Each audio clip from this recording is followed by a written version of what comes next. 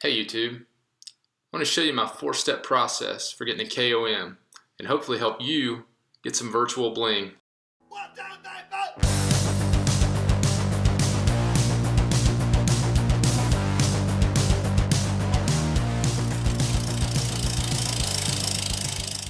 Hey YouTube, welcome to Charleston Cycles. First thing I want to point out is pick a segment that suits your ability. This probably seems obvious, but if you're like me and you're a heavier cyclist, all the research in the world is not going to give you what you need to be able to beat a 120-pound guy up a big climb. So pick a segment that makes sense. If you're a sprinter, pick a segment that makes that to your advantage. In this case, I've found one that's about 1.2 miles long. I think I can just grind it out. I'm looking for some data here as I do my research. How long is the segment? What's the grade? What was the average miles per hour of the person who is the current KOM holder?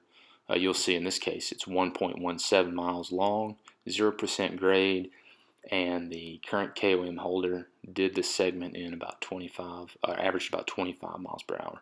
So that's all data that I'll be using as we go through the video in order to calculate what will be required for me to take KOM. Okay, so I mentioned the data that I'm looking for. As I said, this segment is approximately 1.2 miles long. I'll be able to do it the KOM holder did it in 25 miles per hour. Just converting that to minutes tells me that whatever effort I'm to do on this segment, I'm going to have to hold that power for 2.88 minutes, and that becomes very important if I want to pace myself so that I deliver as much energy as possible over the entire length of the segment. I need to know how long I have to be able to deliver that power. And so for 1.2 miles at 25 miles per hour, that's going to take me 2.88 minutes to complete this segment. Okay, so how do we use that information? It's tip number 2 is know your power curve. In Strava, this is a premium feature, but it's well worth it. It's probably the most valuable data you can use. Basically, your power curve tells you for any given length of time what is the maximum amount of power that you are able to hold. So in this case, I know that I'm going to need to hold power for about 3 minutes. And so if I go out to 3 minutes on the power curve and move up to the purple line, I'll see that I'm able to hold about 400 watts for 3 minutes. On my best day, I'm going to be able to hold 400 watts for 3 minutes. The question is, how fast will I be going at 400 watts, and will that be fast enough to take the KOM? While there's some factors you can control, there's certainly factors that you cannot control. So number 3 is know the elements. Whether it's wind or rain, there's some factors that will determine how well you're able to compete on a given segment. So my tip is to use the wind to your advantage. The way I like to do that is I use this website. It's called windy.com. Windy.com, as you can see, is very visual. Allows you to just zoom in on the map to the approximate location of where your segment is going to be. It shows the vector graphics of the wind direction, and the color indicates the relative speed of the wind, and so you're able to get a general idea of how the weather patterns are moving over the course of the day. It also, if you drop a pin in a certain spot, it gives you some more detailed information, like the specific wind speed at the location you're interested in. So very good tool. Just a reminder, if you're doing all this planning, the last thing you want to do is go out to a segment, get ready to lay down a KOM, and realize that the wind's straight in your face at 15 miles an hour. Okay, so how great would it be to be able to predict the outcome of all of this information gathering? And that's exactly what we're going to do. The 4th tip is to know what it's going to take. And I do that at bikecalculator.com. Basically, it allows you to put in some parameters about yourself, your weight, your height, the wind direction, all those kinds of things. And the most important factor in the top left is the power. If you recall, I had 380 watts that I was able to hold for the 3 minutes that it's going to require in this segment. So input the 380 along with all my parameters. and it tells me that my velocity or speed output would be 24.46 miles per hour. The problem with that is, if you recall, the current KOM holder did this segment in over 25 miles per hour. So this tells you that at 380 watts, I'm going to come up short. And I don't want to come up short. So I'm going to just try to push harder, or I have a couple of options. I can push harder, or I can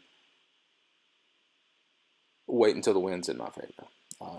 Again, just going out to try to get the segment today, so crosswind, we'll just try to push harder. And that's what I'll show you now. Okay, bonus tip 4A, any segment that's worth having is going to make you hurt, so be prepared to suffer. Good thing is we've done a lot of research prior to coming out to the segment. Nothing says you have to do all this, right? You can just go hammer a segment whenever you want. But you know, if you're interested in doing the research, then go for it. I know that I can expect to be on the segment for about 3 minutes, and I know that I need to be somewhere well above 400 watts if I have any hope of getting the KOM. So all of that information is in my mind as I'm sort of enduring the pain. You can see right here my power really starts to drop down below 300. I catch myself kind of getting tired, and so I come up and stand up on the pedals for a while and see if I can get the speed back up. I'm about halfway through the segment at this point. I'm watching my speed, and I'm really pleased with the fact that I was able to come out of the gate with 26, 27 miles per hour. So I'm watching my bike computer and the deficit that I've got relative to the current KOM using Strava Live segments, and I like where I'm at.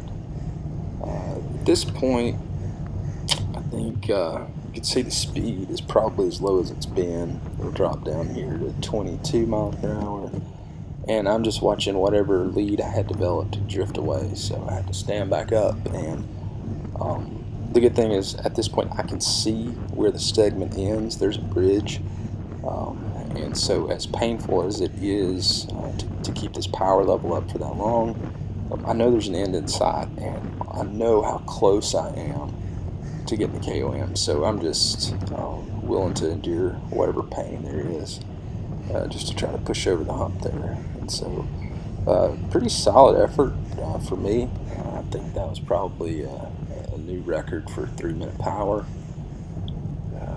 But yeah, here's the end of the segment. So I stroll across and we'll go over and take a look at the results. Take this ride back home and sort it out with Strava. And you can see there I got the KOM by 1 second. So yay. Big question will be how long will that'll stand. I don't think it'll stand very long, but hey, at least for today I got the KOM, and it was a lot of fun. So thanks for watching. By the way, if you like what you see, don't forget to like and subscribe. Thanks a lot.